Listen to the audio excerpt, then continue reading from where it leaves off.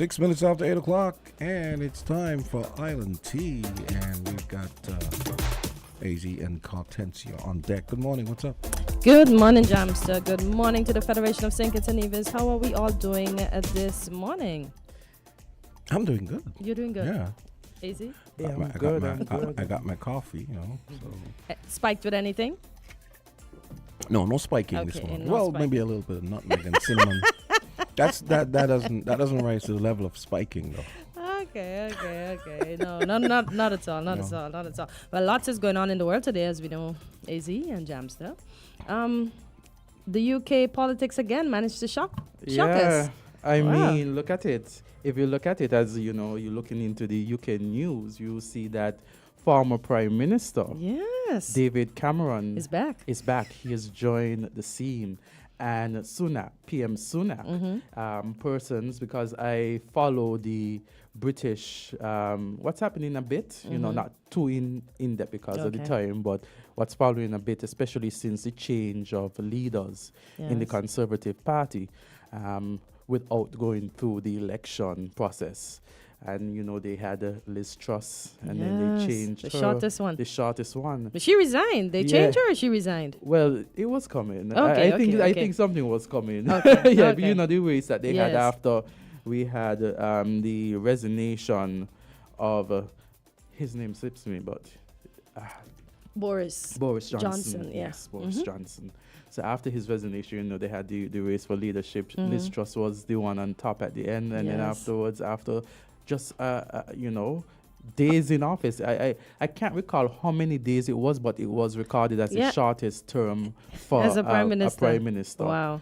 And then, you know, Richard Sunak, and now we see David Cameron re-entering politics as a foreign secretary. But both of them had words for each other. You Wait, see wait, why? wait, You see wait. why? They appointed him foreign secretary? Yeah. He has returned. So and now he's in the You House of didn't know that? Lords. no, I guess Lord that Cameron I is back. He's know now a back. lord. Yes, No, he's back. No, he's back, but I didn't realize that. He already has his I position. thought he was back, as in, let me get back in election mode and get ready for the next election. Not a thing. Appointed No, already. He's been appointed. He And I'm- has already been seen entering the government buildings. So the foreign secretary is that? Well, He got kicked out. No. Apparently, he was moved to the position that Braverman was sacked from. Oh, so he's home secretary. now. Yes. a lot of shuffling Shuffling is going- happening. And, you know, the Labour Party in England is based on the polls. The polls are suggesting that the Labour Party is leading and the Conservative Party is behind. Yep. So a lot of things to be done. In fact, both parties had their conference just I think maybe a month or two ago. Okay. Around that time, very recent. And so based on what I would have seen, persons who commented on the conference, they said that, you know, the Labour Party there is, you know, it seems as if it's getting united and strong, whereas the Conservative is, you know, a bit not shaky. that way. Yes. Because there's this place in England called Tamworth. They have just won by a landslide for Labour, and that's Yes. problem. That was Conservative for a very long time, so they better watch themselves. Yes, so it's going to be very interesting. Yes. Because as we know, Richard Sunak didn't gain prime minister through going to the electorate, even though, you know, the way in which you choose prime minister is really after those persons who have won their seats, come together, and then, you know. Yes. So, but the mandate of the party going into the last election wasn't that Sunak would be PM. No. So it's going to be very interesting to see what is the turnout. And with David Cameron's return now in the House of Lords as a Lord. And I wonder how tough was it for Richie Sunak, I don't want to play the race card, but I have to talk about it, to sack somebody of his own ethnicity. And I mean, she was a powerhouse, although she always had words for the police. And we know she was setting up herself to contest for leadership. And who knows, she just might. But yeah, go ahead. No, you go ahead, Jam. I was So going put to in your say, word. there was a whole essay I read last year. On, I think I may have told Izzy about it before.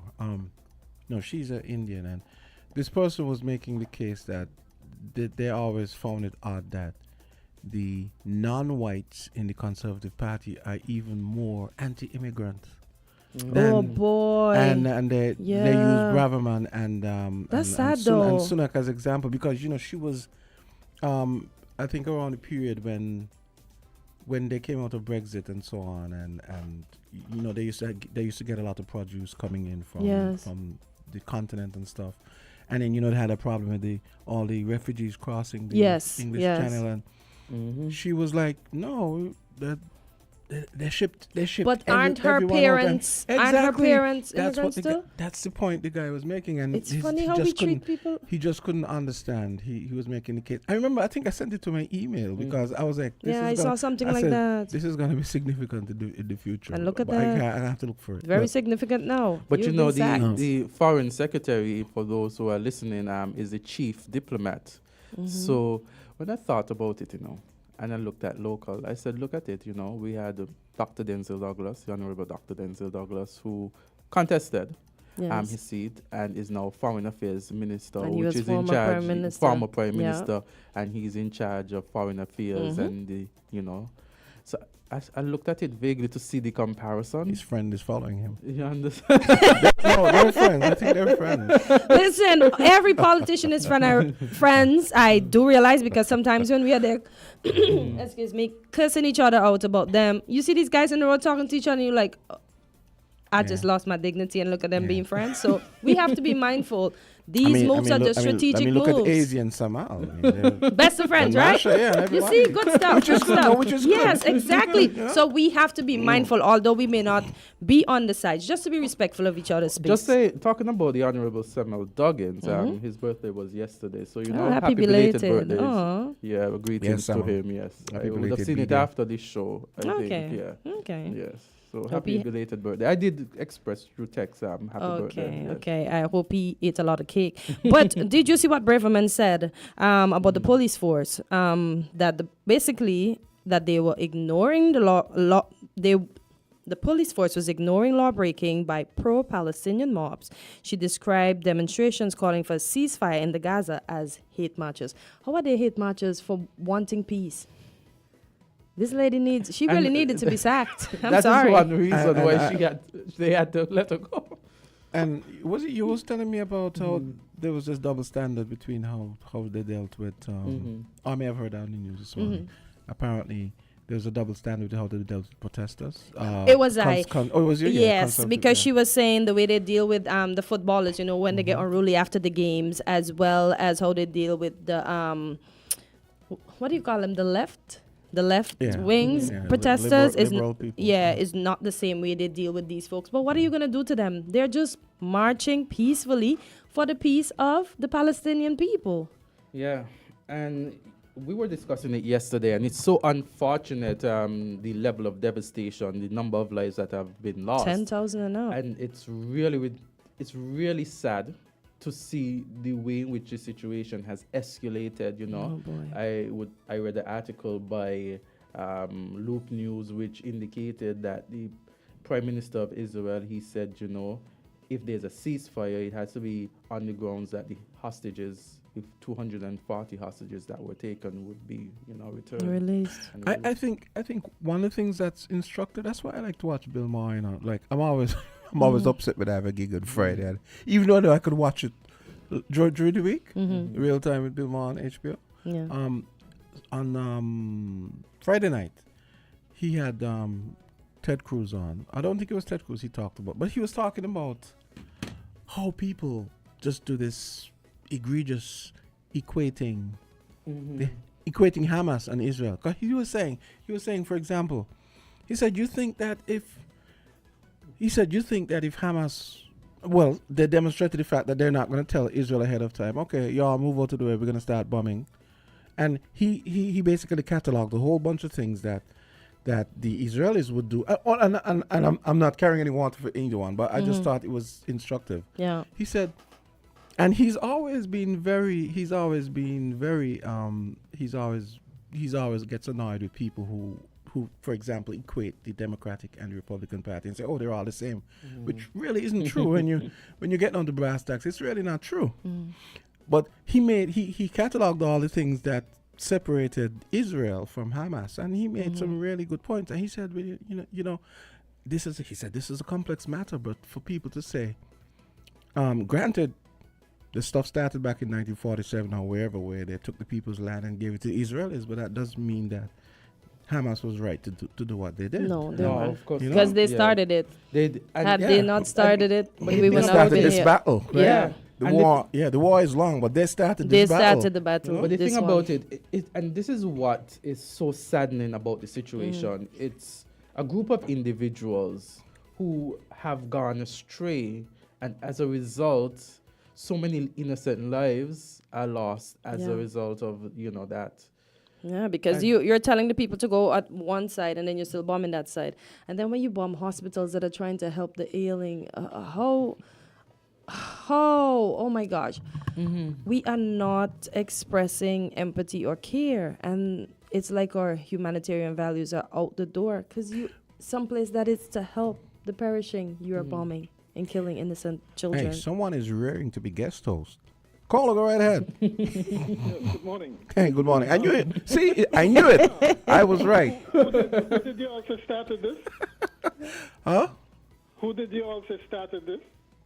Well, I meant the war. The war. Well, you could say the French and This English. time. The French and English. Same war that has been going on for all these years? Yeah. Well, I mean, they took the people's land and gave it to a bunch of Europeans from Europe Right. who So who you said became. started it again? No, we Well, I'm just talking about the 1949 period upwards, not the hundreds of years thing. Yeah? But that's the whole point, Uh-huh. right? Israel would like people to think that they started on October 7th, and it didn't, no. right?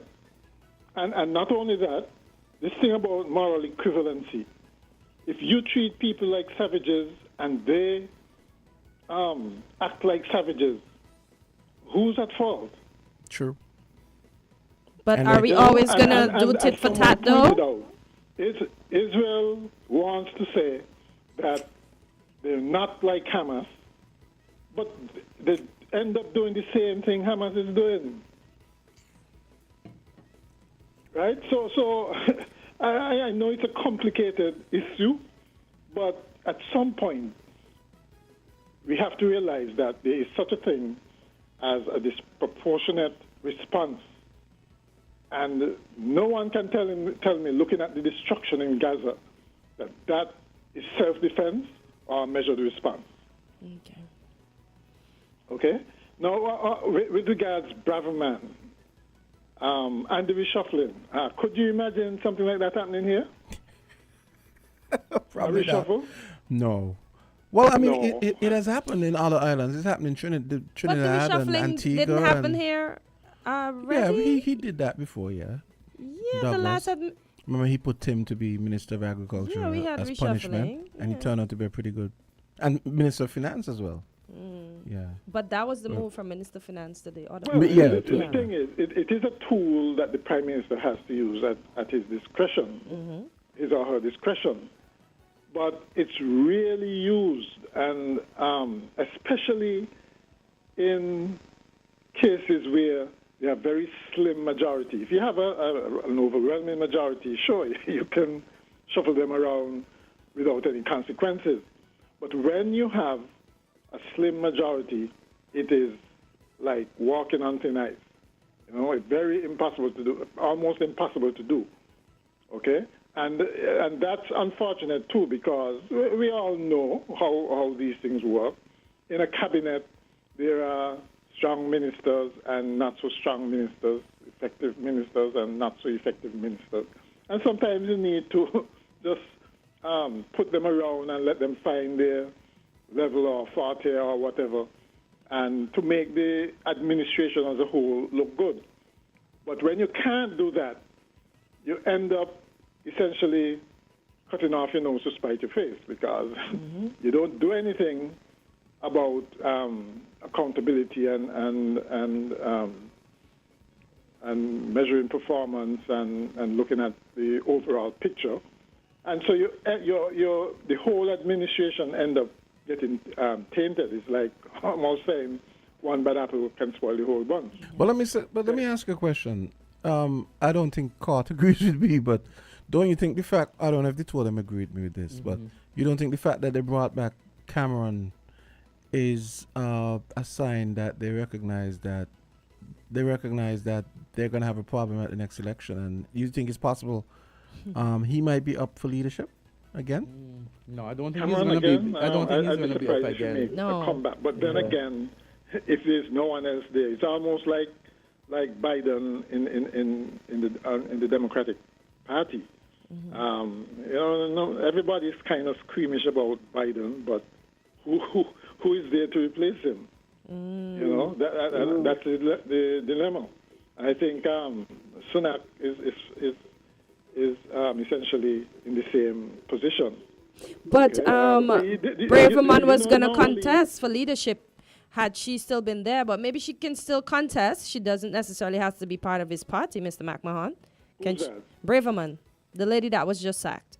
Oh. Yeah. Yeah, the thing with her, people like her, politicians like her, is that they're generally too toxic to run as the leader. Okay? They may be strong in terms of their positions and good for the fringes. Okay. Okay, whether very right-wing or very left-wing. But in terms of moderation and being somebody who can galvanize universal support in the party, or almost universal support in the party, she does not strike me as that. She strikes me as more of a controversial figure. Yeah. But I'm glad you raised that point, because that could include, do you think a majority white European country is going to vote for an East Indian as their prime minister? There's always that to the back of one's mind, because you know, generally speaking, the British Prime Minister is normally a force to be reckoned with in terms of leadership internationally, right? Even though Britain might be weak, it's like the opinion of the British still counted. I don't get that same impression with Sunak. I guess it's easy to say, well, it's probably because he's of his ethnicity. Okay, why he's not really regarded as vintage British, Blood. and nobody will say it. Nobody will come out and say it. But at the back of one's mind, I think at the back of even the British mind, because remember how he became Prime Minister? Wasn't that he was elected overwhelmingly by the British people as a whole? Yep. Yes, it Right? absolutely is the Asian elephant in the room. Ooh, la la. Well, it is. I mean, the fact is it is. And I'm sure that's not lost on the powers that be in the Conservative Party. And so I would be surprised if he continues as leader into the next election, because the Conservatives want to win again. I don't think they figure they can win with somebody who's essentially, I wouldn't call him a lame duck, but, not the strong British Prime Minister that they may, people may have become accustomed to. One other question for He you. certainly don't have this stature internationally. One other question no for matter you. how many photo ops with leaders he has, it still does not have It falls flat. I get what you're saying. Yeah. One other question for you. Kwesi Kwarteng, the Ghanaian, the British guy. He was it finance under right. trust? Was he Chancellor? I'm not sure if he was Yeah, Chancellor. he was Chancellor. Yeah, and Chancellor, then yeah. I think before that he was head of the commerce. I think he was a commerce minister or something. But I remember also reading an essay at some point where they were gushing about this guy, because he's a Rhodes Scholar and a really bright guy, and they were saying Prime Minister material. So you think after what happened with him and Truss, you think that short memories might prevail and he might be able to make a comeback in a few years as Prime Minister? Again, for the same reason. That's on the A black guy. Wow. That's the same on the current. Okay. What's interesting? How much, even though they may be black, they have to essentially toe the line. I'm thinking, for instance, even though as far back as the Obama presidency, he could not make any moves that might have seemed, because he's black, he might be, let's say, even be soft on African countries, or, you know, those kinds of things. Similarly, there's I think he's defense secretary right now in this state. No, Cleverly is the other black one. He's the one that Carty said was, because he was foreign secretary before. So he's defense now? No. I'm talking about the United States. There's yeah, defense. the general, yeah. What's his name again? Yeah. Okay.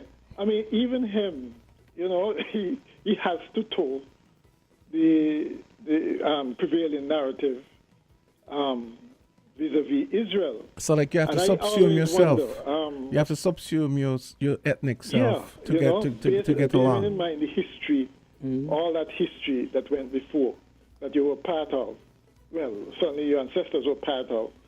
How do you make that switch to be so aggressively to toe the line, essentially, the conventional line? You know, you can't be radical. That's the whole point. Mr. McMahon. So yeah, they might make the switch, whether you're in Britain or the United States politics. You know, you might have these things coming up like the Sunak and the Braverman and what's the other one's name? Was Chancellor of the Exchequer. So let me ask you a question then Kortensia. before you go on. Let me ask you, of all the prime ministers in recent times since the Conservative Party has been at the helm of government, which one was your favorite? I generally do not like conservative ministers. Your honesty is appreciated. No, I don't, right? Because, you know, I guess the convention, by convention, they tend to be anti-working class and so on. I think Blair was conservative or Labour? I can't remember. He was Labour. And he's Okay? a prime minister I think that he you was the cannot last forget. prime minister Yeah. that had any kind of Impact. really big following Yeah, on the international scene. The rest of them, in fact, I can't remember some of the names. Exactly. My sentiments. You heard everything about Tony Blair. Tony Blair. They have a prime minister every 3 months. I mean, what do you expect? But in all honesty, even at a young age, I think Tony Blair has been in the probably 1990s or something. I think it's 1996 until 2010, I think. Or 2000. Wait, I think I mixed. What I'm saying is, even him. Yeah, I think it's in the 2000s. He made the mistake. He actually was one of the causes for that Iraq war. Okay, he obviously had bad judgment there. He essentially followed the U.S. lead, didn't question things, okay, and they ended up in a mess. And you know, you'd think that he'll face some consequences for that, but of course not. Okay, because it's very easy for the British to just follow the United States lead, and they'll be okay. Right, and I think there's no pushback. What I liked was Ireland's, I think it was the Prime Minister in Ireland. So Tony Blair, he was Prime Minister not in my name. 1997 to 2007. 2007, okay. Prime Minister 1997 to 2007, Tony Blair. Okay. But the island's prime minister has essentially shown great leadership in this. She's come out front. Interestingly, she's a woman. came out front and said, "Not in my name. Israel should face consequences for this," and they're taking them to the International Court of Justice and sending home the Israeli ambassador. That kind of leadership is real now among Western leaders. You know, it seems right now to follow the path. Most of them follow the path of least resistance. Don't lead. Pretty much ignore whatever dissenting voices are out there. And as a result of that, we have the world in this kind of state. Okay, and you know, initially when the Ukraine war started, and all of them were gung-ho for it, I think I made the remark that we were marching, you know, into World War III, oblivious to the fact that we can end up in World War III. Yeah. You know, because that's how World War starts with local conflict that then escalates. And right now, it almost feels like that again. Indeed. But You Mr. know, the world McMahon, is in such turmoil. we're going to take a break now, Yeah. and we're going to get back, okay? Okay then. Okay then. Thank you so much for your contribution.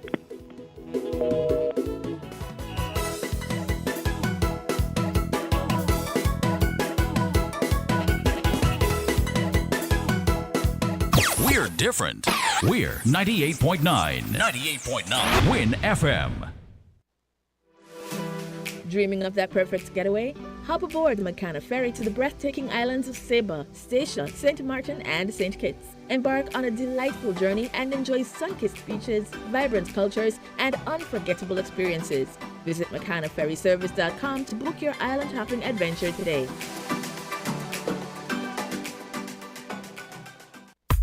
Studied hard at school, didn't wanna be a fool, but you're still not in the game. Girlfriend living large, big house and car, that's because she's in the game. Life seems real tough, bills keep going up, and you're still not in the game.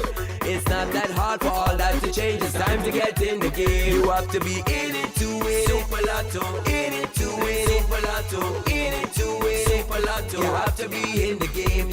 Only $6 to play, so play today. Only $6 to play, so play today. Only $6 to play, so play today. You have to be in the game. Get your tickets from Caribbean Lottery retailers island-wide.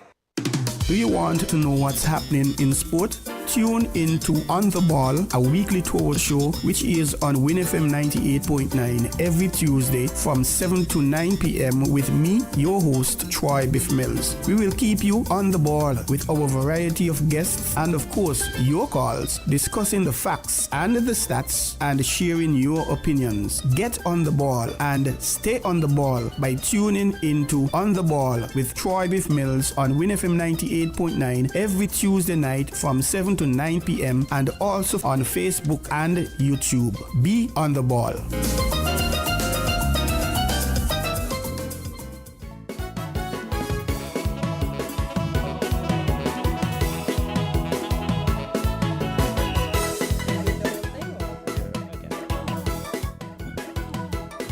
Okay. 8:33. Happy time. That's the name. You guys know that's the Grandmaster's. Well, that's the instrumental. Okay. Grandmaster's new first single for Carnival. I have It's no called clue. Happy. Happy. No? Okay. No, I need to get into the groove. I haven't been hearing anything because you know they normally start early and then you have this one song that becomes the name of the biggest flu that we're gonna have in December, and you're waiting for that. But I haven't. The only thing I've heard is about the fake derriere. That's the only thing I've heard. Oh, that's Upset Squad. Upset Squad, yeah. But I haven't heard from the others just I think yet. the song that the landmark when it comes to this is Watch the Creep Up. Watch the creep up with the flu, yes. That was a serious one. Watch the creep up. Yeah, so every year I always wonder. I said, I wonder which song is gonna get the honor of naming the flu, Naming the January the flu. flu, yeah. Because Boy, that's but always as happens. Azard said, just like we said, Tony Blair and Azard put on a little Yeah. piece, had a flare. Watch a creep up will forever have a flare. That was a serious one. Yeah. So, looking at some of the articles, and we're looking at the region now. Yes. Right, our neighbors, Antigua and Barbuda. So PM Brown threatens to fire underperforming APUA workers. So, Kortensia? Wow. So Prime Minister Gaston Brown has told the bad eggs. You called his name wrong. Gangston. Oh, look No, how you no, want to it's get me. Has told the bad eggs at the Antigua Public Utilities Authority, that's APUA, Water Department, that they will be fired if they fail to do their jobs. Do you think he has that right to tell them that? Well, if he dismissed them based on non-performance. Okay, then fair enough. Because I know you guys were having a discussion yesterday on the issues that we have in workplaces and how long it should take you to leave. But I don't know why people go to work and don't do work and expect to be paid. and don't see that it is affecting not only them but others as well. Because if you realize they're looking at raises and stuff in Antigua, I don't mean to be all over the place, but the raise has to come out of your pay to go into that pool for you to get that money. So you have to do your job to be paid. Yeah, but yesterday, not to go on further, we're talking basically the victimization of persons in the workplace, and because you're suspected to have voted for a particular party, that they feel as though it's your time to leave, regardless of performance. Yeah, and that shouldn't be the case. And I have discussed that with you already. Yes. Once people are doing their jobs, unless you can prove that they are willingly sabotaging the work that is at hand, leave them in their spots. And some of these jobs, I understand, the shifting for the confidential jobs, but there's some jobs that really, there's no confidential information involved. Yes. There's no way the person could truly sabotage the structure or the way forward and vision. Running. Yeah. But they just, sack you. Yeah. No, because... Yeah. So during an appearance on his weekly radio show program on Sunday, Brown said he will start calling out the people that are responsible for communities in Antigua and Barbuda going weeks in some cases without water. He said, in quote, "If you don't perform, you are going to lose your jobs." That's the reality of it. We are not going to be making any joke with you all. Should I get in the lingo? That's one thing with it. I love the way he speaks. He's not into the diplo speak like everybody else. Not all the time, not at all. But he speaks well, like yes. his diction and so he knows, but then when he ready, Gaston just go down in what did I say? For he dialect. And you just let him have it. You gotta understand it one way or the other. Yes. Yeah, because Antigua use food a lot. So he continued to say you can't have a situation in which the government is investing all this money in water and you are just coming up with a whole heap of excuses when you look at the situation with the spillway at Potworks. You're telling me that heads are not supposed to roll for that? You sat there for years and did nothing about securing the spillway. And when we get a good shower to make sure that we have water in Potworks, most of the water leaked out, and the body must pay for that. Heads have already started rolling at APUA as General Manager Eswart Martin, who has been in the position for 2 decades, that's 20 years, wow, was told to take pre-retirement leave due to the government's dissatisfaction with his ability to handle water problems that have plagued Antigua and Barbuda for several years. Martin has received a generous exit package, which includes the payment of all benefits. Brown, who described Martin as a friend, said the government is being forced, and quote, to start to take action and start to push people to perform. He hinted the government is aware that the people within the APUA are sabotaging the water delivery system for political gain. No, you see, AZ, this is an example where they would arguably be justifiably fired. And that's not victimization. And I find here a lot of people get things twisted, and you have a situation like that where someone is clearly incompetent, they get fired. They might be on either side of the political and the thing that got me is that Brown, who described Martin as a friend. And I like that. The same guy that they put on pre-retirement, right? I like that. That although he's your friend, Azard, wrong is wrong, and you got to go. I like that. I like that he doesn't share favoritism. And those are some of the things that I liked about him. But yeah, I still have my qualms too. Yeah, yeah. But as he said. Brown told listeners that he was left in shock at the nonchalant behavior of APUA's management towards fixing the water woes when he attended a recent company retreat. This nonchalant behavior in the public sector, in which people believe that they don't have to perform and they're going to allow our citizens and residents to suffer, I am not putting up with that, the Prime Minister stated. The Prime Minister also put 4 senior managers at state entities on notice that they better ship up or they will be out the door. Wow. Well, and he said, in quote, "We are not spiteful, but we are holding people accountable."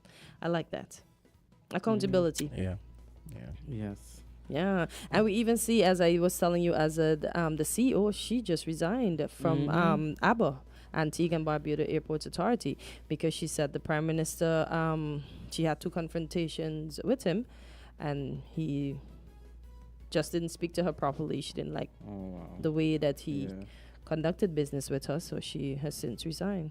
I don't know the content of the discussion, but based on his public appearances and dialogue, I could just imagine how he engaged privately if it's a nonsense But she situation. claimed that he berated her, so I would That's like what to I'm know. saying. You mean yeah. Gaston? Yeah, if he speaks like that publicly, imagine in private quarters. Boy, it's gonna get worse. Yeah. That dialect gonna come in harder, boy. So it's Probably very colorful in French. yeah.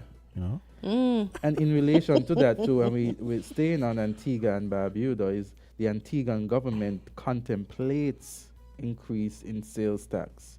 Oh, So boy. the Prime Minister Gaston Brown says his administration is mulling over the possibility of increasing the Antigua and Barbuda sales tax as it grapples with increased financial obligations, including salary increments for public servants. Brown said while a final decision on the possible ABST increase will be made next week, it is nonetheless the best way of increasing the government's annual revenue. Quote, if we increase the Antigua and Barbuda sales tax by about 1 or 2%, if it is 2%, we will raise about 40 million EC dollars. Now we are faced or will be faced with increased obligations to cover the increase in pay to public servants, and we are determined that they must get their 14% increase, and that is going to cost us nearly 40 million EC. And I say the most reliable way to ensure that it is paid is to increase the sales tax by 2%.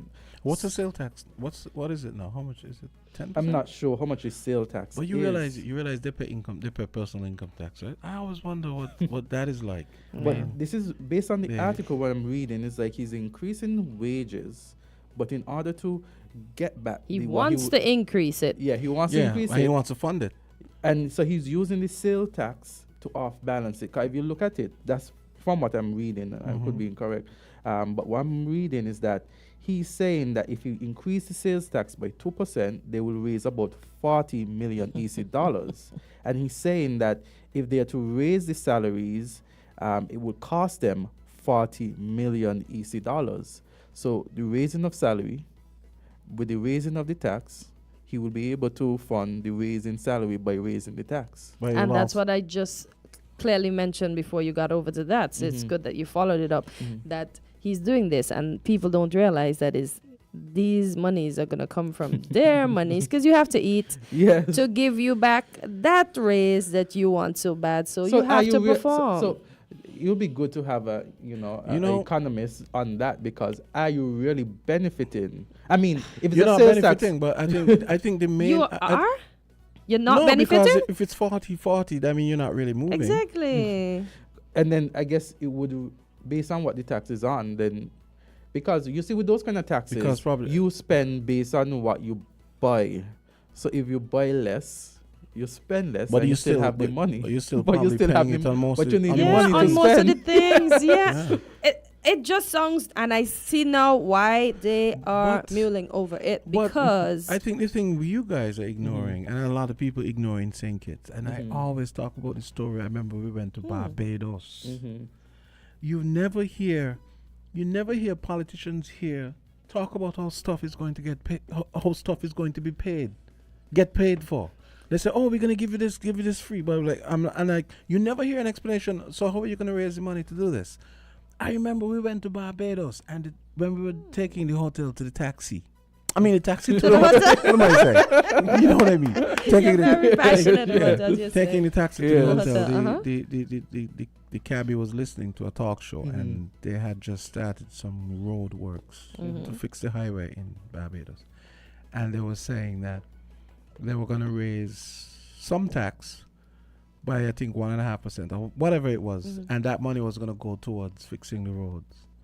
And I turned to my wife and said, "Boy, you'd never hear anything like that in St. Kitts, because St. Kitts is Mickey Mouse land." For real, I am not the into government politics just- like that, the so government just gives never away stuff. realized. But Huh? I have to agree with Jamston that if you look at it and you analyze it, it's always, we're going to do this, we're going to do that, but they don't say how they're going to do it, Yeah. how it's going to affect us, and we just And see the there's no result sense- afterwards. And the politicians, and when they're giving away these things, they are not inculcating a sense of civic responsibility. I mean, I was listening to a news item this morning with Patrick Martin talking about how much healthcare costs and so on. I have always said I would gladly pay more tax if it means we have a universal healthcare system. Yeah. But you say that to most people, like, oh no, I don't want to pay any more tax, but you want to go up the hospital and get stuff free. Yeah. I don't understand. Then that needs to change. We have to share. I mean, these countries in Scandinavia, 8 million, 11 million, 4 million, and they have amazing healthcare systems. Even Canada. Because you pay a lot of tax. Yeah. They have amazing social welfare Yes. networks. People get to stay home for a year. Yeah. When they get a kid, Men are given they're extra pay- leave, yeah, and they didn't yes. get the kid. I always say they pay a if- lot of tax. If but taxes they get- taxes are to be raised and these things are to be done, then I expect. But Azard is a Republican. I yeah, so- expect. I expect greater accountability for the monies. You understand? And I expect service at a certain level. And when that service isn't there, because I have to pay for it, I would speak on it. And I get you. And then, as I just mentioned, Canada. That's why we hear everybody say, "Oh, Canada taxes are high." But then the Yeah, healthcare you get system it is the back. bomb. Yes, Yeah. and then everyone got, like, during COVID, everyone got like a nice check. I have a friend who I think he said he got money like $1,500 every month Nice. for like 2 years. And that's his money that he would have put in that Yes, benefited him exactly. during that time of need. You guys want to take a call? Sure. Let's see what the persons have to say. Oh God. Oh, okay. gosh. Oh yeah, here we go. 848. You're on the air. Go right ahead. Island T. Yes, Jamison. Yeah. Lad, we've been calling for almost an hour. That's not let true. me ask you a personal question. Crosman got a personal number? Who's Crosby? Man, come on, I don't gotta do better than that. Okay, We come need on, other come on, people come that on, spend come the on, money and come call on. the We next have thing to you. somebody on the To line. make Go this ahead. show better. Quickly, I just want to talk about the solid waste and park and beach. The cleaners on the road had a church service. An annual thing from the Great Bridges. I don't want to tell Jaya, she's not gonna go down Bridges line where he live there. You're going wrong, Jaya. Think it will be always nasty, as we've seen it. And Jamster and the panel, I was so disappointed in workers. These are things workers and the public must show these people their appreciation. Now, when I get at the church and what I see, I got to big up Congress because the pastor, every time that come around, he reach out to me in Port Zant and tell me. Sometimes I tell him I got to walk up to my face. I want to get some of them behind me. He tell me, come, man, and he encourage me. And you all got to big up the gentleman, the pastor of the church. I think he's doing something good for these people, but the public trying them down the jail. And we got to do better than that. And that young man over there at Solid Waste, that's not the approach. Workers got to do the work. It bridges. You don't got workers just supervising themselves like that. You got to be in that. You see the lady at Monkey Hill who resigned? Oh, my God. She was doing a great job. So, in closing, I just want people to understand, going forward, let me reach out to these people for that day. Because you all don't understand the importance of these people. Cleaning. I'm sorry, a lot of people don't like when I ain't give me time, because you got some old shutters. They don't abuse I, but I tell them it's how I operate. Because once I ain't come from the tea, that's how I going to take some out. And quickly with the Hamas arraign him. I don't support people just going and shooting people. So when it used to go on, let me go past that. When I watch a trial, shot in here from one of the young man, jam down and fight against them kind of things. Have a good day. Thank you so much for your contribution, Jamdong. Indeed, Carl. Yeah. Yeah. Wow. So, yes. where were we before? I even forgot. I lost my train of thought. We were talking about the monies being raised in Antigua to pay Yeah. the salaries that are but needed to. I really be would like paid. to. I really would like the politicians here to start. Being more transparent when it comes to how And we are going to also- get this money to yes. pay back that money. And also encouraging, encouraging citizens to not always expect. Take, Handout. but they have to give. Give, yes, in order for You things know? to be better. Mm-hmm. Especially with the medical system that Yeah. you mentioned, because a lot of residents and citizens here, when they get sick, the first option is to hop a plane and spend the money somewhere else.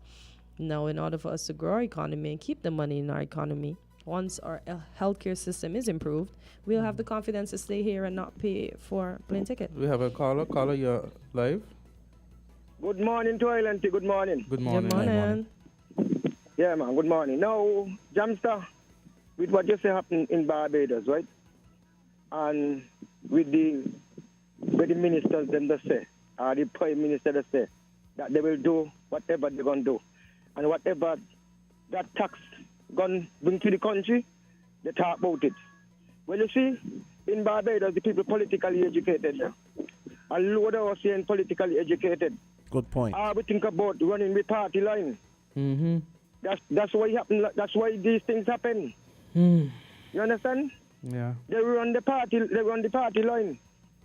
If the government go in and they say this, they're in the position and they go in and they say that they're going to do this and they say that they're going to do that to make tax this or to make the budget this or to make the budget that.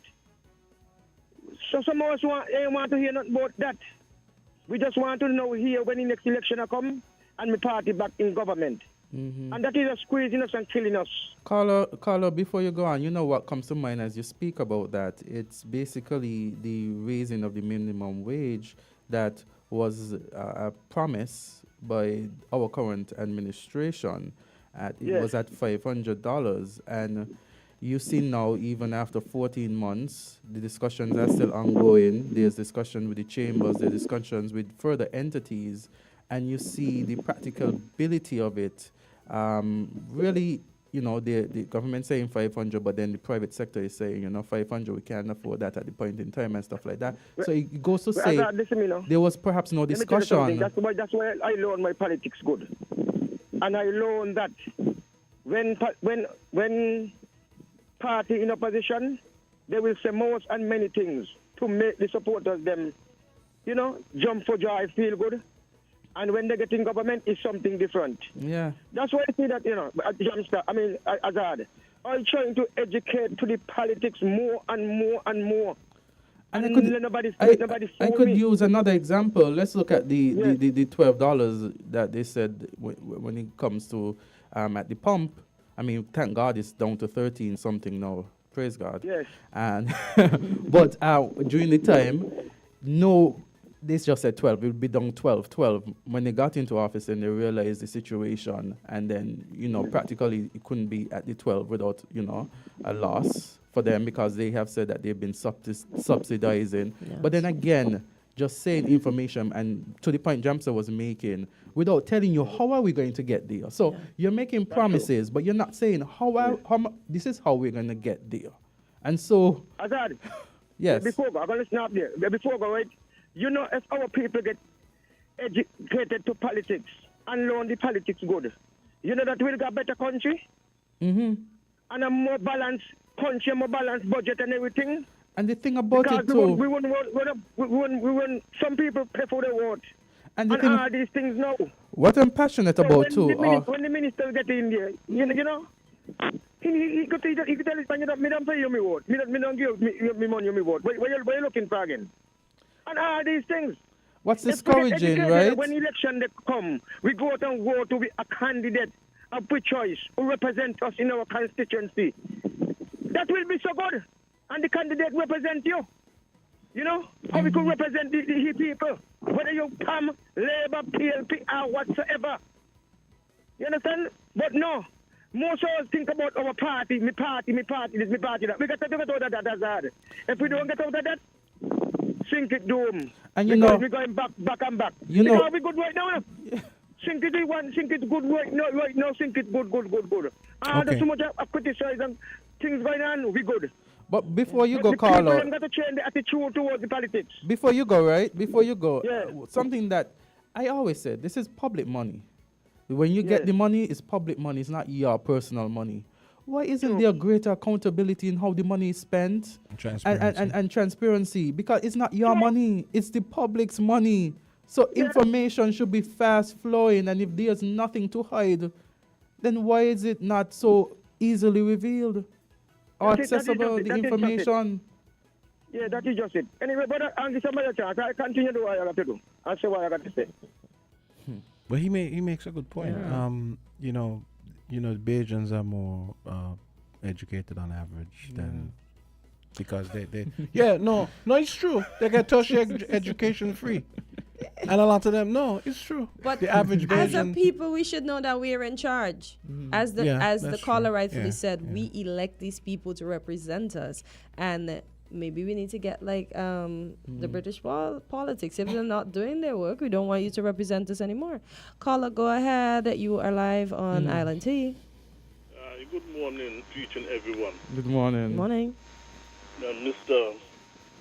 Gumbs, Yes. I know you're the Tony Atlam, Yes. right? And sometimes when I have to listen to Mr. Jampton, which is Mr. Manners then, right, speak about certain things, I would like to know, as you is Tony Atlam, can't you try and do something for some of these people in the Federation? Because we have a union. And what is the purpose of the union? Could you explain me, please? Well, generally speaking, a union is to represent the trade union, our workers' union. Generally speaking, is to represent the workers, their issues, their voices, ensure that whatever rights are afforded to them are actually enforced. Yes. Okay. Upheld. How many persons are employed at the union to get people to come in to join the union? That's a good question. Because what I'm seeing, why is it that the Labour Commission office have more say than the union? And what is the body behind the Labour Commission office and the Trade and Labour Union? But think you understand how a Trade and Labour Union go or a Labour Commission office? Because plenty of people presently right now is not getting their severance pay from the Labour Commission office, and they're not getting nothing from the Trade and Labour Union. And I tell people, you don't have to join a Trade and Labour Union for a union to represent you. All they have to do is to go and represent you and tell you if they win the case, or if not, please to come and join the union. Do not force you to join a union and you're not representing me in the best of your ability. Also, two persons have, they have the court, they have the opportunity to visit an attorney of their choice to ensure that their rights are not overlooked. No, infringed upon. Why when you have a trade and labor union match, a labor day match, you want everybody to come in and join? And when you have a problem in your workplace, you're not seeing someone from the union to come to represent you. And they're telling you, the Labour Commission office is this, the Labour Commission office. I would like you to explain to the nation what is the purpose of the Trade and Labour Union and what is the purpose of the Labour Commission office. Have a good day. Okay. So what I'll do then, I'll look at the the act, and I'll perhaps follow up tomorrow in relation to that matter. The Labour Commission and Commissioner, the powers and therefore. Wait. Yeah, so quick, go ahead, James. Just remind me. I got a correction on the Bajan thing. Someone is saying that Bajans now pay fees for university, not totally free anymore. Same in Trinidad and Jamaica because they are campus hosting countries. So yeah, I guess maybe that goes to helping fund. But I know for a long time There were because they were free for some time. For some time, because I know I had colleagues whilst I was flying that was taking the opportunity to go to school because it was free. But then I know that they had to start paying because something had changed. Yes, I think it was something with some politics out. A new party came in, and then they could not have carried on that. Yeah, I don't know if it switched back, but I know it was switched off. it's they're still paying something because I remember one of my colleagues said, I shouldn't take this long. I should have finished it. Then I wouldn't have to pay this amount that I have to pay now. But at least they don't have to pay full because of the monies that they have in the there. university right there at their disposal. They don't have to think about rent and the like. Exactly, and going anywhere else. Yeah, unless they really choose that avenue. Yeah, because really most of the money is really come from spending and living, spending while living. The accommodations, the food, and not working. You guys want? Let's take this call. It's 9:01 until the doctor arrives. Good morning, Jamster. Good morning, Azard, and good morning. Good morning. Kortensia. You sound so much like. Are you her sister? Who? She's asking if you're who's sister? Candy's sister. Oh no. We happen to be from the same country though, and I have her first name is my middle name. Yes. So this is Kortensia. You sound very much like Carty. Okay. Thank you. I think it's the Guyanese accent that she's hearing. Exactly. Yes. Now let me get to Barbados. And tell me if you think it might be a better idea. I was talking to my daughter, and we were talking about fixing the roads. And she was saying the roads are in very bad shape. In fact, I had on the radio station VOB on my tuning. And the man was saying, these are not potholes, these are wells. But she said they don't pay real tax. The tax is paid to the gas. Do you know about tax that? where in Barbados? Yeah. So you say it's paid to the tax? Instead to the of gas? paying real tax as we do. Yes. And when you purchase gas, because once you want a motor vehicle, you must buy gas. Yes. They collect the tax that way. But I swear there was road tax in Barbados. My daughter said no. Up to recent. It drives. And the thing about Barbados, they're more literally conscious. But if you look at their school system, they're graded, Yeah. You go to Harrison and what? Just because you go KC in Jamaica. From the time you do the 11 plus, or whatever they call it, Harrison's they grade College. you.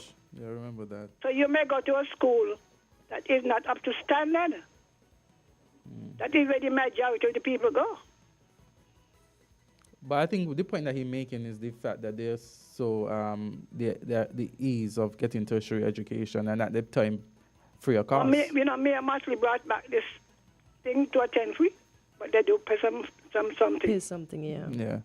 Under the DLP. Yeah, that was thinking. Yeah, the DLP is when they had stopped it. The DLP, everybody was heading to the IMF. Yes. Where she went, and so she made it free because the enrollment had plummeted. Yeah.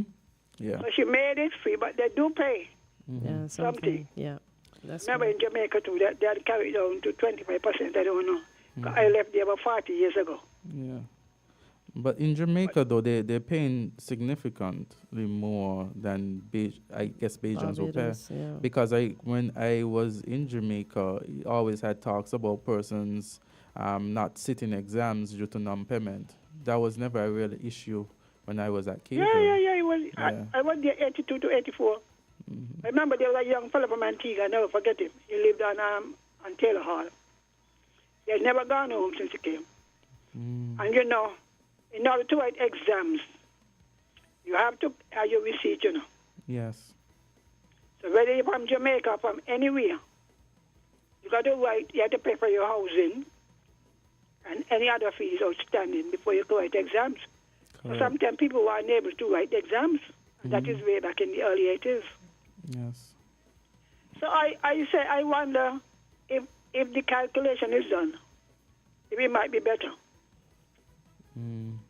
So whenever you buy gas for your motorbike or your whatever, or your lawnmower, or do you weed cutter?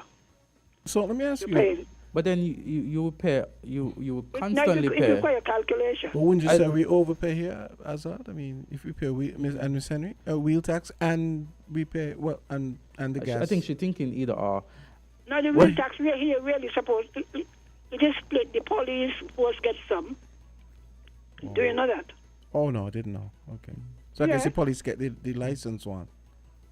No, well, a the wheel proportion, tax. a proportion of what the government collects goes to the police. But I think. And the others really supposed to be doing road works. Yeah. Because But you know when? Go ahead. it's basically a set amount for the wheel tax annually. Based on the chassis and the, all of that. Yeah. The weight. Yeah. The weight of the vehicle. Well, you So see, I just wondered. you I see, hang on, if you but do it, think if you do about it, if you before you go, if you do it via the gas method, then the more you drive, the more you pay. Right, because you use the new road more. But I still think there was road tax in Barbados. I'm gonna find out. Maybe they call it something. I know, darling, because my daughter told me now. Because she drives. Because that would mean we're paying both. We're paying gas tax, and we're still paying wheel tax. No. Miss Henry was making they a will position. do the calculation. If you collected 25 million from the road tax. Miss Henry, you're right. Prime Minister Mia Mottley approved the removal of road tax for private vehicles in Barbados from July the 1st, 2018, So as per her promise. here. Oh. Made she during the drives. election. That's correct. She's All right correct. then. Okay. And you see, Miss Henry is so correct to be replaced with tax on fuel. Oh. What do you think about tax on fuel? You don't think that's Boy, too, that's gonna make you not want to move your car a lot. And usually when politicians make these moves is because the one that they're getting rid of probably makes less money than the one that they're. I actually think that Yeah. you'll get more money out of the persons, the people from through the gas. Yeah. Because you're gonna always have to fill Always up. have to buy gas, no matter what. And every day or every week. So I encourage you to get your cars, and then I just jam you. Yeah. Boy, I would like to know But what I always the felt average. that I always felt that Bajans in that country, they pay so many taxes. You hear? Yeah. So many. I was like, I always that's like, why and they call up. And they pay income tax. That's why the cost of living is high. Yeah, it's crazy. Yeah. And they pay income tax. I remember my colleagues when we flew, they had to get a cost of living allowance because it was that high over there. Whoa. I remember going to school there and in Barbados, and it wasn't it wasn't Saint Kitts and Nevis, I tell you. Wow. The cost of living. What did you spend most of your money on while at school in Barbados? Food. Oh wow! So you ate a lot of ramen, or Did you find food expensive? Food. You know what I really found that stuck with me? Fish was cheaper than chicken generally. I guess because Yeah. it's caught. And the they do a lot chicken of fish and farm. flying But they fish. have the chicken And farms. and they have chicken farms too, but still. I don't know if it's still like that, but during the time that I was there, Okay. They have a 10 lot years of- ago, They have a lot it was of like that. industry. Yeah. They do Especially have a lot of food industry. So you'll processing. buy chicken and chips more expensive than you buy fish and chips. But I wonder why though? Why the disparity? Because to me, I think they had chicken rearing remember is Barbados easier. I think they have a more flying fish and developed. so- Yeah, I don't know how big that industry is right industry now it either. seems. But They have a big one? Or more developed fishing industry. Because Barbados, everywhere- right? Yeah. Yeah. So I think that's why the fish is cheaper I think because it's there's that. more. Yeah, I think it's that. You know? And then I'm not sure, but I was wondering if they have a lot of imports on chicken. It might be that they probably don't have a huge import on chicken. Yeah, I get the impression they make everything. It could be that. Yeah, It because Chick could Mount be Farms that. right In there. fact, I remember, you know the Pine Hill brand that we have Yes. here. And when I went there, I saw all sorts of things. I said, "How come you don't get Pine Hill yogurt?" You know what I mean? Yeah. I saw all kind of things that we Yeah, don't Pine get Hill, here. yes, You for know? They real, even yeah. have their own franchise, Chefettes. Oh, jeez. That And rivals. well, I saw KFC made a way in there now because for a while they weren't getting no leeway in there. But there's a KFC now, but Chefette is still their thing. I would Yeah. say the KFC here tastes. Yeah, everybody says that. Apparently, Antigua has the best KFC. Even the Trinidadians say so. Yeah. Antigua has the best taste in KFC. I have to do. I think we beat Barbados in KFC. We beat Barbados a lot of things. Yeah. That's all I'm gonna say. I don't want them to say Azard and Kortensia don't come back. y'all say we royally beat y'all up in a lot of things. Yes. We're gonna take a short break and get back.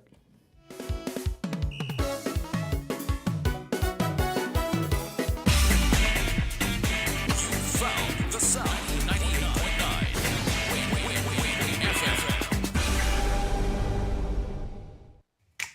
Maybe it's the way the brilliant gold liquid reflects our sunshine, or how the bright blue of its label mirrors the clear Caribbean skies overhead. Maybe it's the fresh, crisp taste of this beastly cold beer on a scorching hot day. Maybe it's even the way it brings us all together. But one thing is for sure, Carib is very much a part of who we are wherever we're from in the Caribbean. Carib, it's the way we play. Drink responsibly. Get ready for a week of innovation, inspiration, and endless opportunities. The Ministry of Small Business and Entrepreneurship proudly presents Global Entrepreneurship Week 2023 from November 13th to 17th. Mark your calendars. On November 13th, we kick off with a minister's address at 9 a.m., setting the stage for an extraordinary week ahead. But that's just the beginning. At 10 a.m., don't miss the Creative Currency panel discussion, live streamed. We're diving into entrepreneurial endeavors in music and entertainment. It's your backstage pass to the world of entertainment and entrepreneurship. November 14th brings a highlight you won't want to miss. The GEW Entrepreneurship Summit at the Kuna Conference Center from 6 p.m. to 8 p.m. featuring our renowned keynote speaker, Mr. Wendell Lawrence. We're not just focusing on the present, we're nurturing the future of entrepreneurship. On November 15th, we're launching the primary school essay competition. Young minds, it's your turn to shine. On November 16th, join us from 6 p.m. to 8 p.m. for a community business meeting in Sandy Point. It's your chance to make your voice heard and connect with fellow entrepreneurs. And finally, on November 17th, the week culminates with the Small Business Showcase Trade Fair in Independence Square from 9 a.m. to 5 p.m. Discover innovative small businesses and energy sector partners. Join us in building businesses that fuel innovation. Entrepreneurs thrive here. Save the dates, mark your calendars, and be part of this exciting week. Stay connected with us on our social media platforms for updates and live stream links.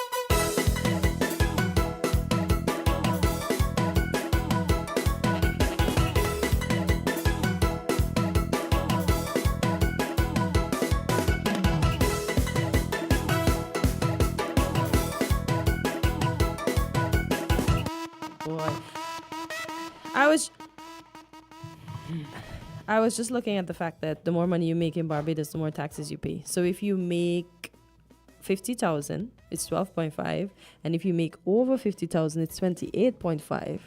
What a disparity! Mm-hmm. But then you want the monies. So you that big personal income tax is being taken off of your pay, and then you still have to pay all the taxes, including the fuel tax. Boy. Are we still talking about taxes? Yeah, but I know. Look at it. I mean Antigua had taken out the personal income tax Yeah. when we were living there. Mhm. I never even knew St. Kitts don't pay personal income tax. Mhm. So I see St. Kitts and Antigua don't. Mhm. Boy. And personal income tax was taken out in the 1980s.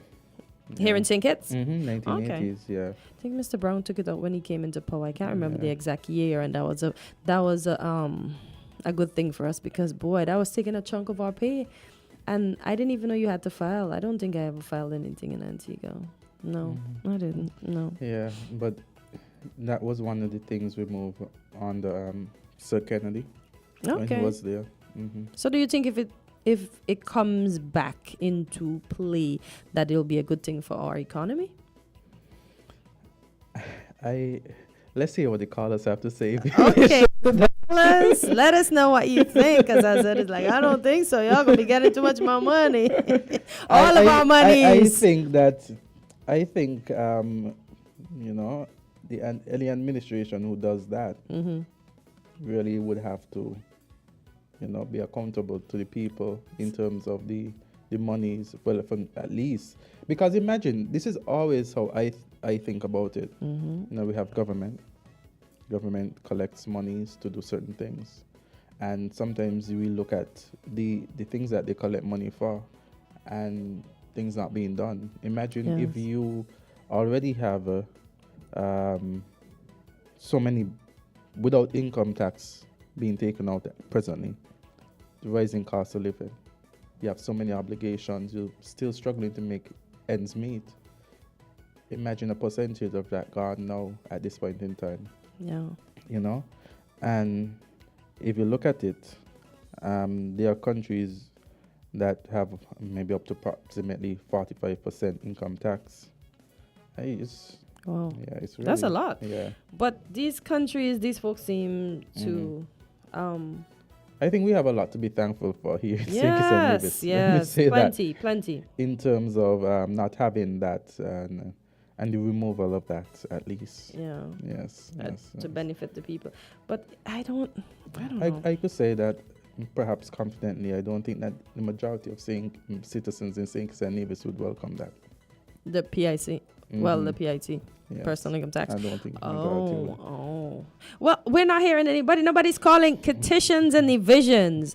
Would you agree? I think that alone frightens them. Okay. So they're probably not calling them. Not calling them that. Okay. Okay. We're just a question. Just a question. But yeah, maybe it's gone for a reason. But yeah. Yes. Go ahead. Caller, go ahead. Yes. As a matter of policy, don't you think that the broadest back should bear the biggest burden when it comes to tax policy? I think I think about equal taxation. Equal taxation?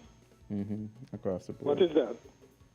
But the same percentage across the board. Everybody, regardless of income, pay the same for services? Regardless of income, same percent across the board. But I'm no economist. That's my personal view. Don't take me to the bank or don't take me to tax. 10% of what?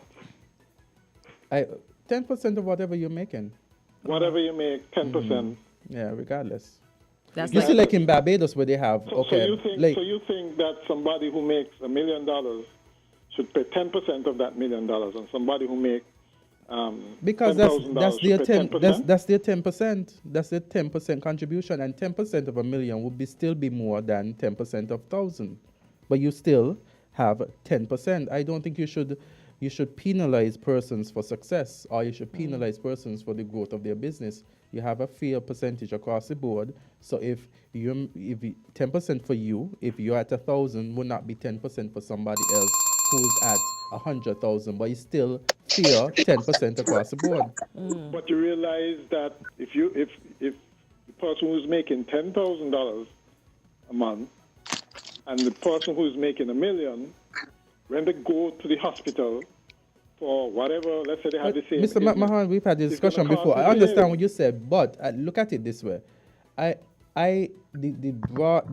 fundamental point is that what I make, and this is my opinion, that we should encourage people, if they have the capacity to earn. There shouldn't be a penalty on someone's success or someone's ability to be successful financially.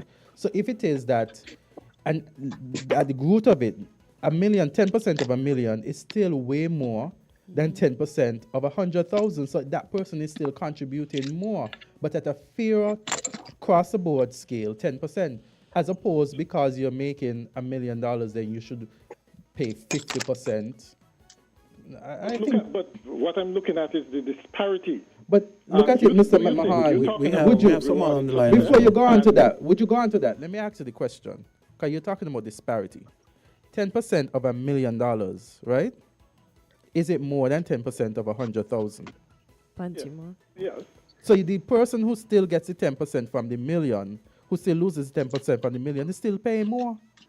Yes, it's paying more, but again, that does not account for the differential, the disparity. What I'm saying is, you may say that people should be rewarded for success.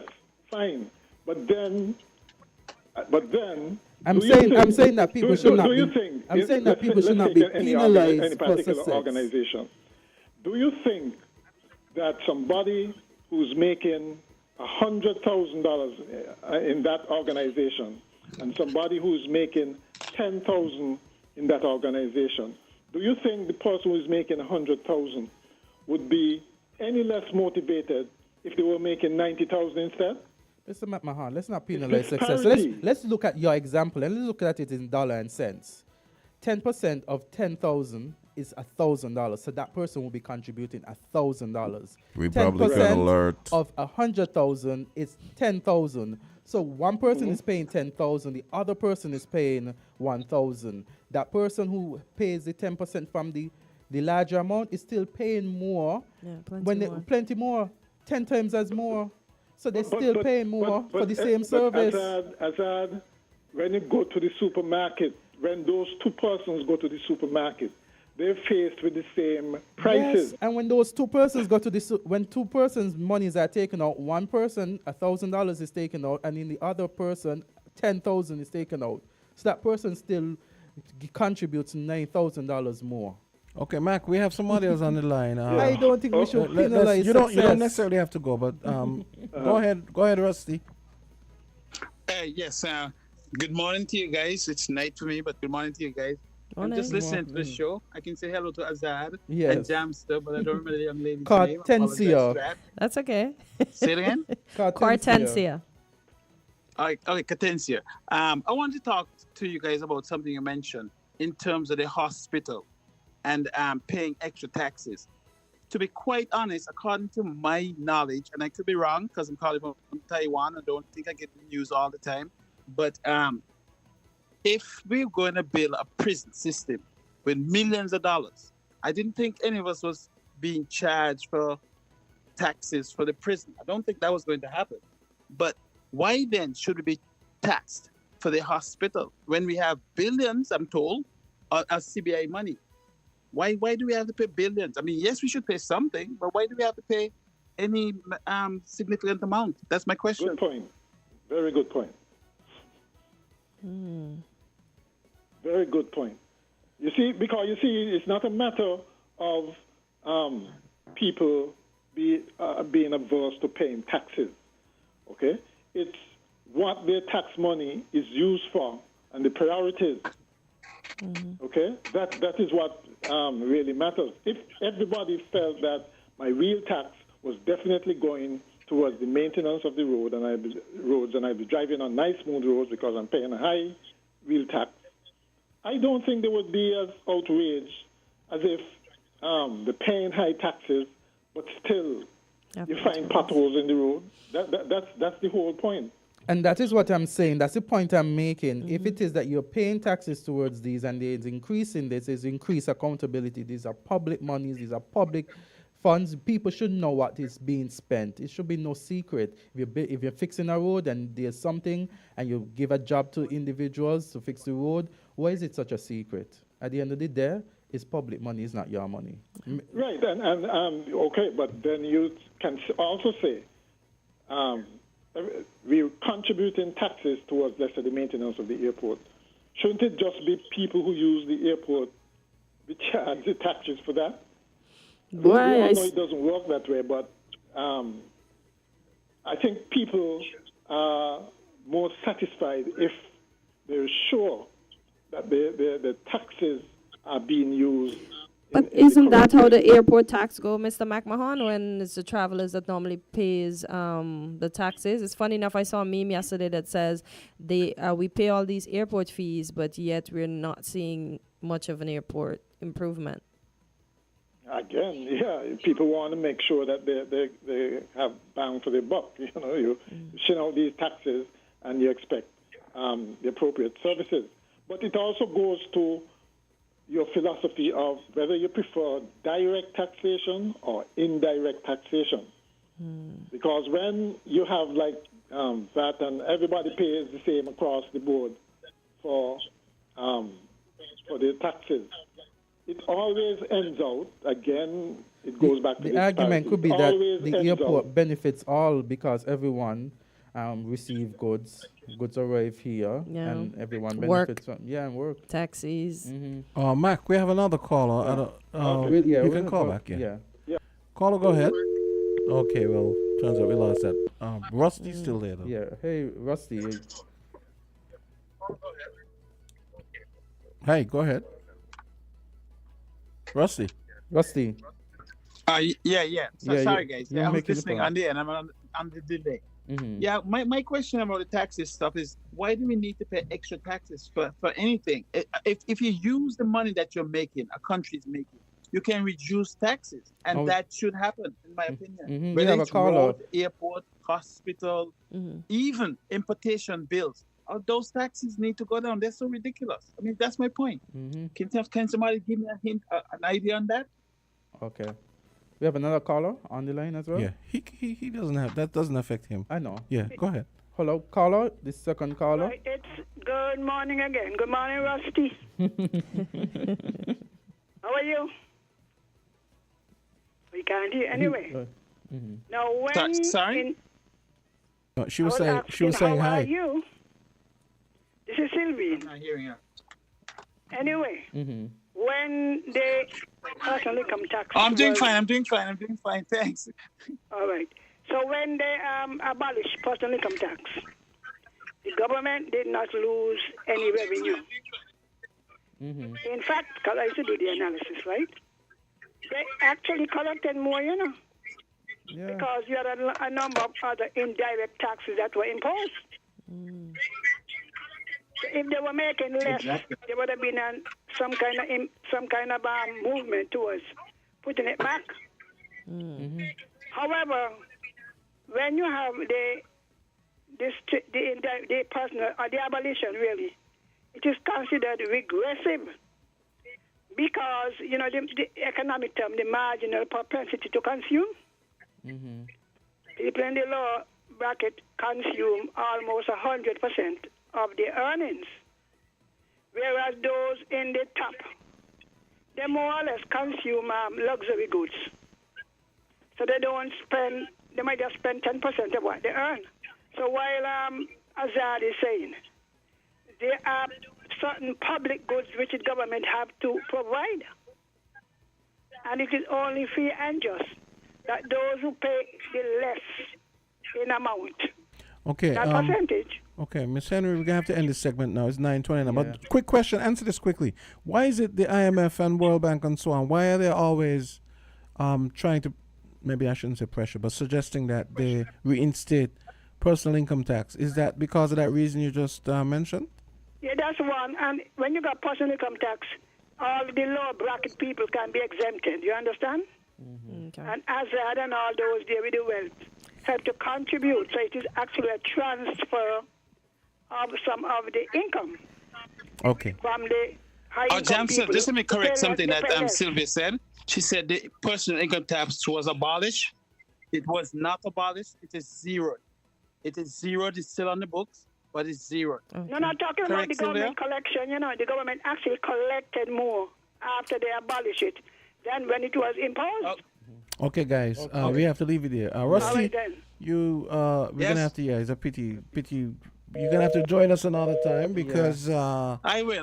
Yeah. When you get the numbers correct. Yes. Okay. All right. Thank you. Okay. Thank you. Cool. So we're gonna come back with Pastor Isaac. She's coming up right after the break.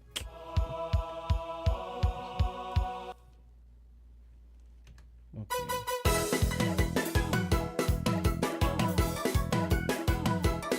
WINN is 98.9. 98.9 is Win FM. Hey kids, drink healthy! Reduce sugar chubby with the same great taste. Lots of magic fruity flavors, drink the more healthy way. It tastes so yummy, chubby, chubby, chubby. 25% less sugar chubby. Be active, be healthy, drink lots of chubby. Kicking, football, playing cricket, having fun in the sun. It's chubby. Reduced sugar chubby keeps you cool and refreshed. It tastes so yummy, chubby, chubby, chubby. 25% less sugar chubby. Jumping rope, running races, have fun. It tastes so yummy, chubby. Drink the more healthy way.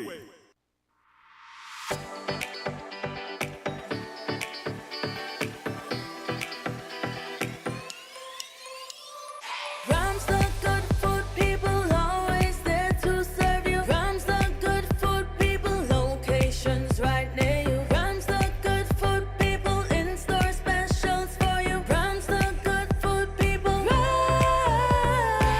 When you need better service, Rams is always here. Better value, better prices. Rams is always here. Rewarding your loyalty. Rams is always here.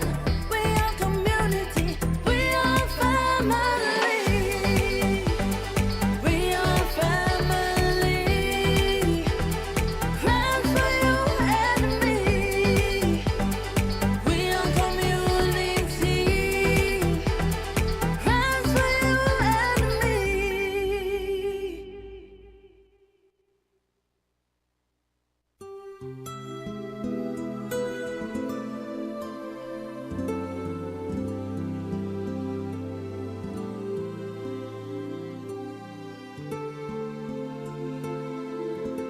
Yes. Good morning, everyone. We have with us in studio Pastor Debbie Isaac, and so we're going to have a discussion for 15 minutes with the pastor. Pastor, could you tell us, those persons listening, what are we discussing this morning? I want you to bring the good news. All right. First of all, let me say good morning. Good morning to those who are listening, and also to both of you here. Island Tea Morning Show. I just let me say a little on this. I really thought this name captures a lot, even in our Caribbean setting. And I was hoping to have my tea right here. Oh, to get some maybe tea that's right why. here. And when you say island tea, we're looking for like our long grass tea Exactly. and our mint and Yes. all those things, and the smell of it Yes. going in the atmosphere. Anyway, Kortensia, That's persons just have fine. come in and said the same thing. We Same really have to thing. get that. So I have confirmed Yes. what they're saying. So as at each morning, we're going to take turns bringing in local tea, okay, Yes. sir? No, Very right. much so. Yes. And yes. the smell of mint tea is also it's therapeutic as Relaxing, well. yes. You don't want to fall asleep, but definitely Of course not. It is very calming, and especially for what you're going to be speaking about. Yes. So you have those that can wake you up. Yes. And you have those that can make you more Put you to relaxed sleep, and yeah. calm. And I'm we thinking have them about all essential around us. oils too. Yes. Very much Ooh. so. Yes. Mhm. So that in the atmosphere, it sort of even make this show more. Oh, I'm island thinking tea. about it, yeah. Yes. Okay. So this morning I'm here, and I must say a pleasant good morning to those who are listening via the various media houses or just out there listening.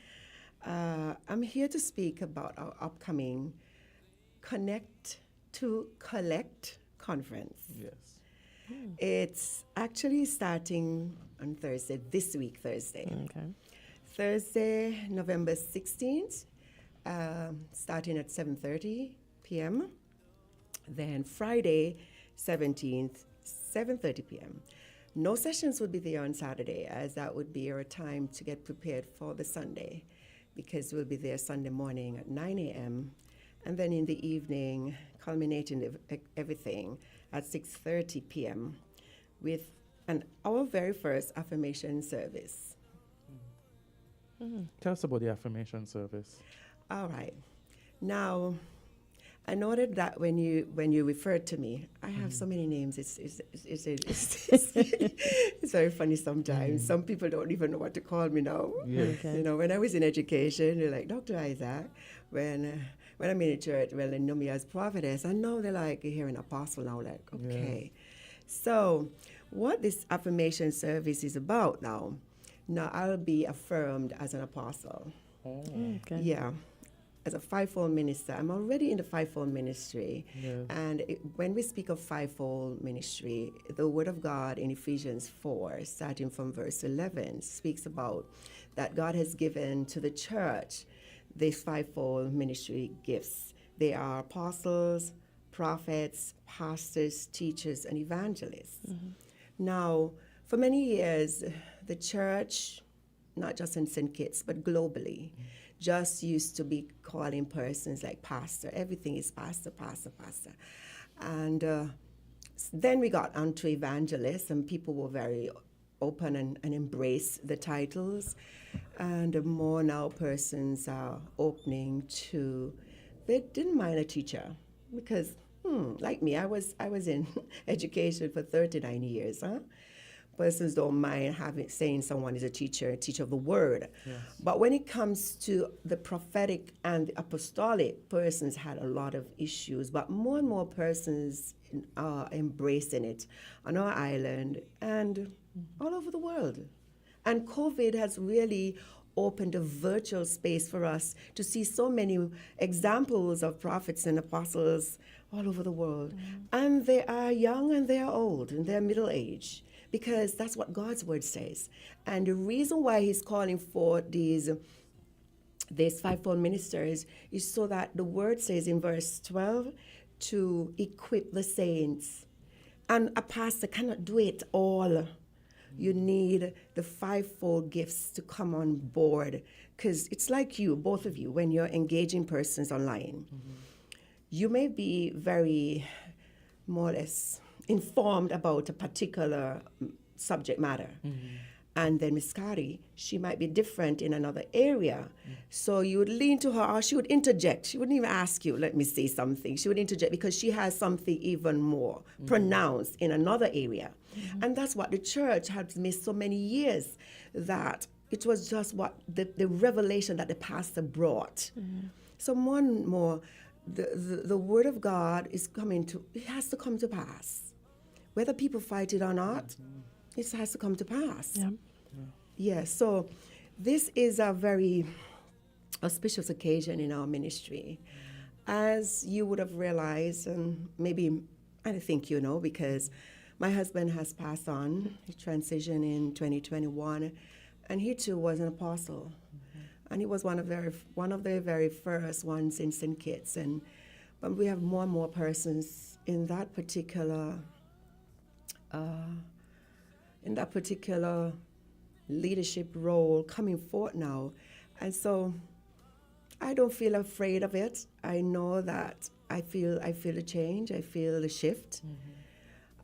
When I was in education and I moved on to being the chief education officer, even though it was for a short stint, and it didn't matter to me really. I wasn't looking for it. I knew that I have a lot inside of me. I was in the actual classroom for 29 years. You know, I've taught your brother Richard. Yes. I remember you from the Washington National High School. We were on staff together, actually. Right. So it's like I've been around, as you said.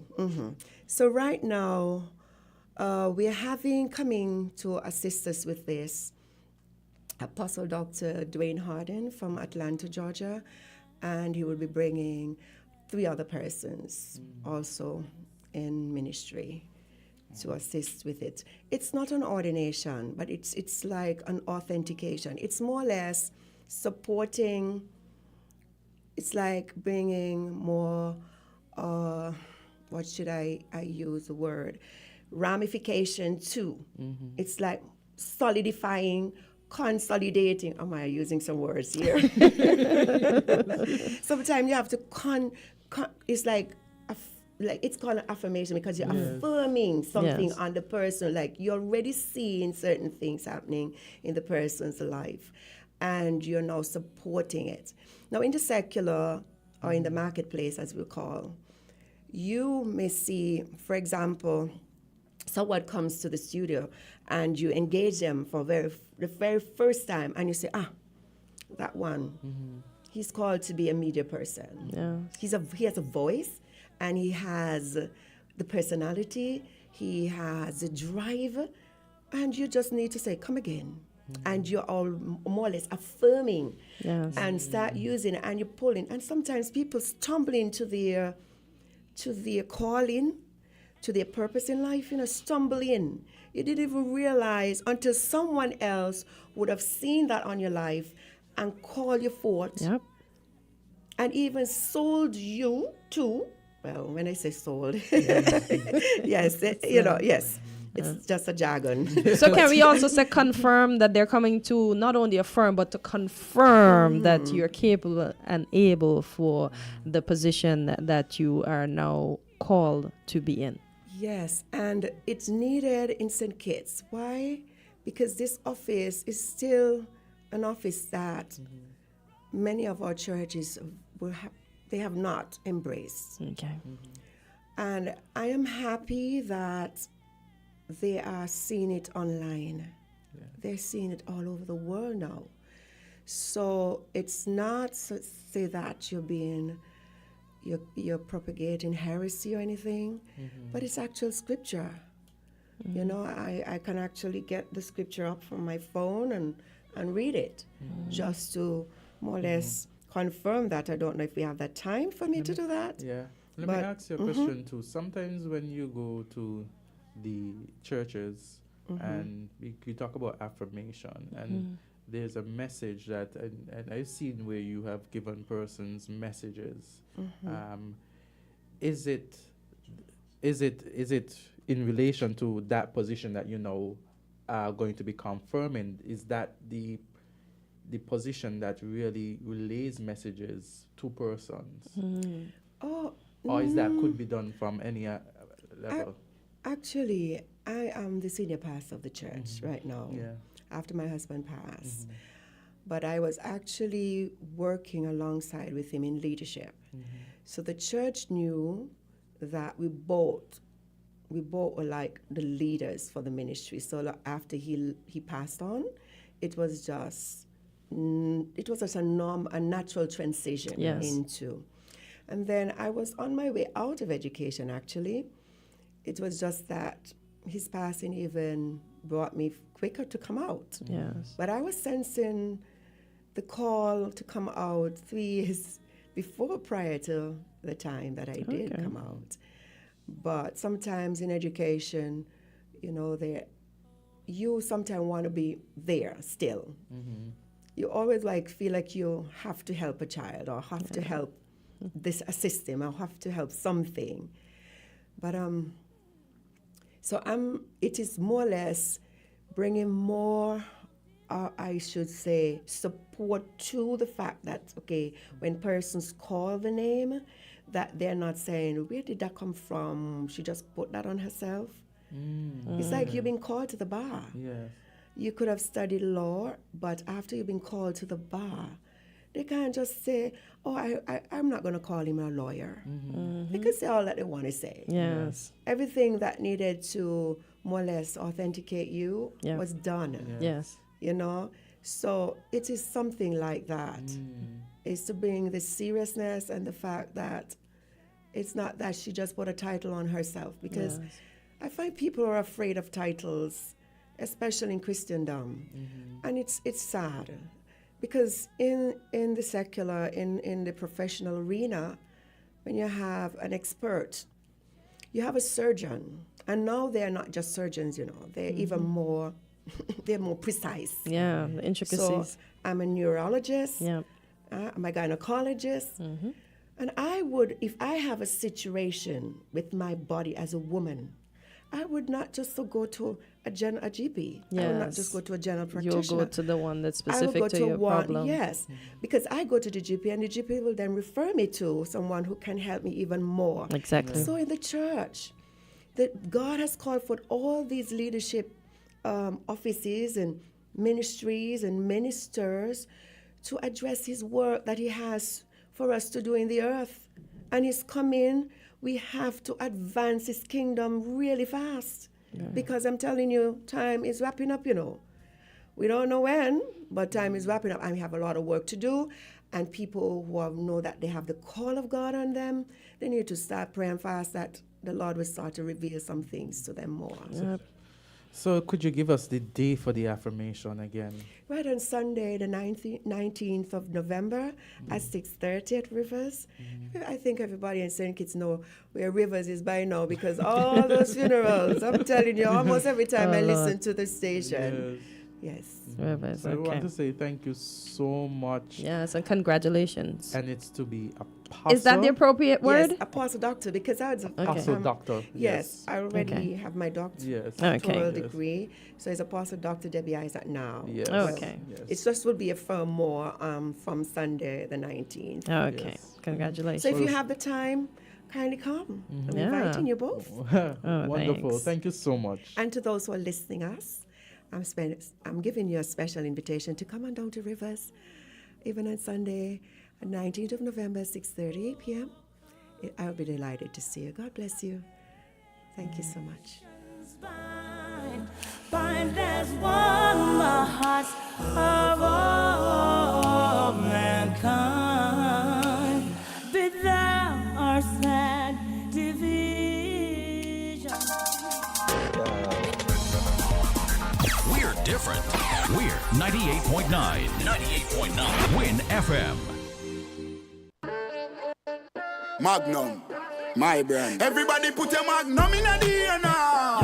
From you a drink Magnum, make me see. Take charge of things now your place now. From the river to the beach to the street. Hot Magnum when me have in a me hand there. Here a sipper, she tell me sweet. Look for me watch for your quick time check. Yeah. Right now a Magnum for your beat. Enjoy yourself every day of the week with a Magnum. My life I forget sweeter. Must be 18 years and older to drink. Drink responsibly. This is the official invitation to the conscious party. Get conscious, get down to business every Wednesday with Conscious Business. Join the Conscious Musical Reasoning with Select the Highest, Strictly Positive and Conscious Music and Conscious Business on WinFM 98.9, winfm.com. Vibes include Business Education Corner, Business Quote of the Day, Agriculture Time, and Mama Love Chat of the Day. Mama, I don't ever want to see you cry. Conscious Business is brought to you by Light New Steam Cleaning. You too can get exposure and awareness for your business when you call WinFM's sales department to advertise here. Kaiso!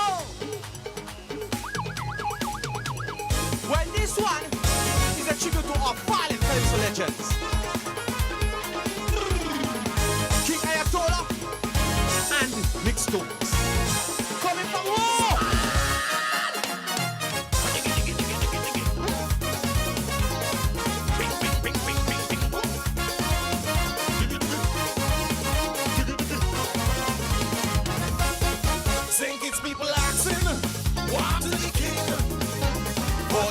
Now they my head sing a thing. From a hero to a guy so my show. The man couldn't make the final show. Honorable Cartys, mighty battle football. They had to move when the man come take over. 3 long years in the wilderness. Asking the fans them for forgiveness. This year I plan to rise up the youngsters. And show the whole nation he was the best. Let me go! 3 long years, sugar bowl. 3 long years, my rocky soul. I am told I wasn't old and cold. Oh no no. 3 long years, when he was skull. 3 long years, he wasn't suicidal. He just came to blow up the carnival. Hold on there. Give me some sax.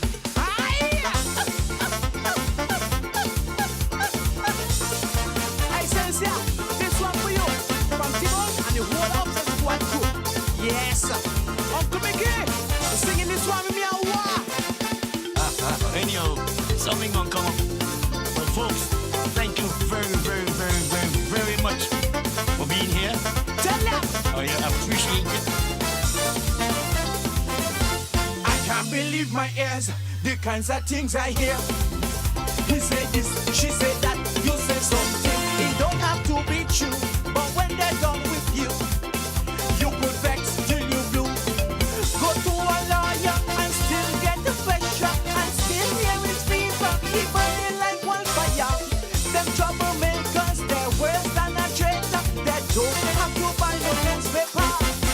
they say you say. What happened today? All kind of things. All kind of things. Tell me if it's true. What Sugar Boy say about you? All kind of things. All kind of things. Said so to break my bones and words can never hurt me, oh. Never hurt me, no. So start the chatting.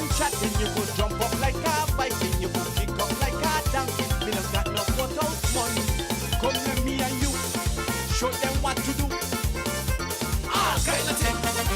All kind of things. All kind of things. Who sang that song, Yeah. Jamster? I'm stuttering just to find out who sang it. That's the first time I'm hearing that. Is that one of the new songs? Is that a new song? That sounds nice. Yeah. But what Sugar Boy say about? No problem. So we've had such an engaging show this morning. Yeah. We touched so many topics. Mhm. We touched international with Yep. the David Cameron. He's Returning to back. politics. Yes, he's To returning a politics. high position too. Yes, as the foreign secretary. We then touched regionally with the Antigua and Yes. Barbuda with the article about the water authority and the work. Do your work or go home. Exactly, Mhm. and then with the increase in the sales tax. Yep. The possible. Possible increase, 'cause they're mulling talking over about it, yep. Yeah, they're mulling over it, Mhm. and he's thinking, well, increasing salaries, we'll be able to buffet or have a buffer by the increase in the sales tax.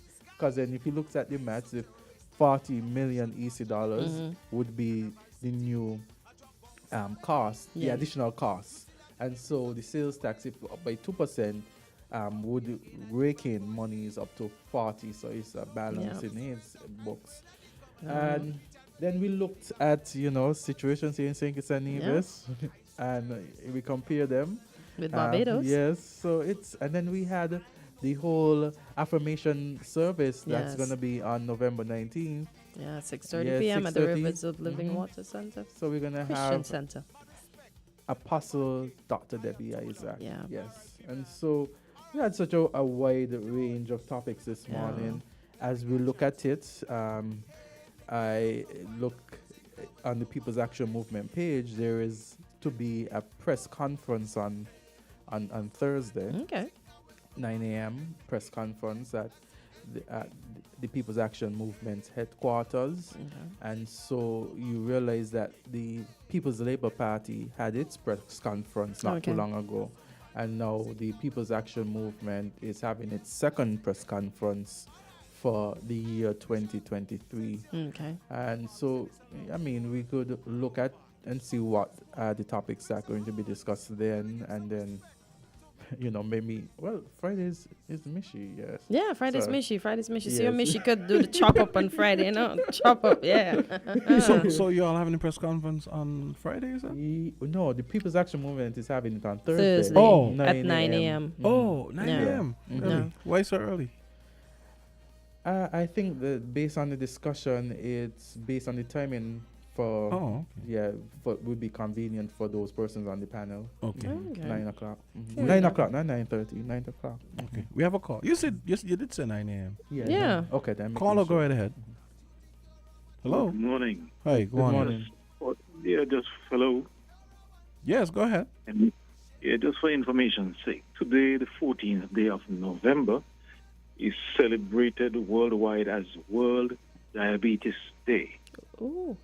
Persons throughout the world are taking the opportunity to commiserate and celebrate with the over 540 million persons who are right now diagnosed with diabetes. This number is expected to increase to about 643 million by the year 2030, believe it or not. So we in St. Kitts, our Diabetes Association, we have embarked upon a number of activities for the week.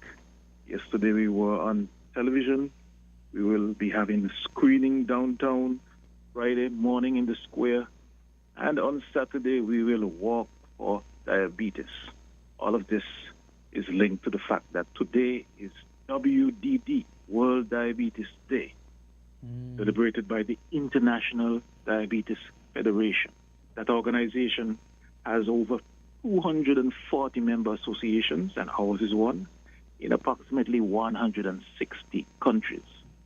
So thanks for the opportunity to spread the word, and we're just hoping that persons living with diabetes would continue to follow the advice, the recommendations of associations and organizations like ours, and hopefully we can see a drop, a decrease in the numbers, the incidents, and the complications associated with that particular condition.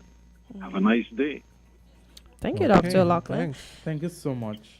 Oh, that's what I thought it was. Yeah. And funny enough, I said I have to go and look at the International Day for today. Shame on me. I didn't even know. And the theme for World Diabetes Day is access to diabetes care. And as he said, we have to take care of ourselves. Because if we don't, who's going to do it for us? And then if we don't, we're going to have the complications. We're going to lose our leg and our toes and whatever. And who can we be mad at? Ourselves. So Eat we your have vegetables. Is it just about the vegetables? I know, but I mean... No, I like to say that. And I feel like that's a nice way to reduce it down because a lot of people don't. A lot of people don't like to eat vegetables. Oh, I'm telling you. Oh boy. I when I go to sometimes when I play for functions and I always like to observe what people eat.